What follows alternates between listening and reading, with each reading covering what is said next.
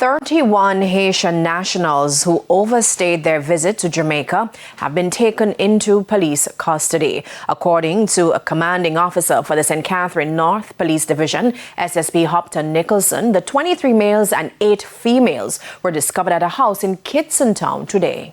When their documents were checked, we realized that they entered the country legally sometime between November and December. They were given a few days to transit through Jamaica to other countries in Central America. However, they are still here. Presently, they are all being processed at the Spanish Town Police Station. They will be examined by the personnel from the Ministry of Health, and they will also be interviewed by personnel from the Passport, Immigration and Citizenship Agency, PICA. So far, they appear to be in good health, and the necessary investigations are being conducted by PICA and the St. Catherine North CIB.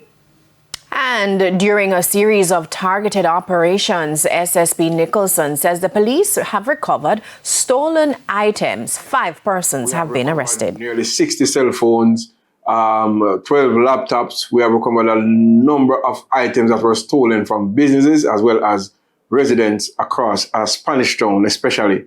And we just want to use this opportunity to implore persons who have had their houses or their businesses broken into to come and report it, so we can use the evidence that we have, to include electronic aids, to see how much of these crimes were committed by these persons that we have in custody.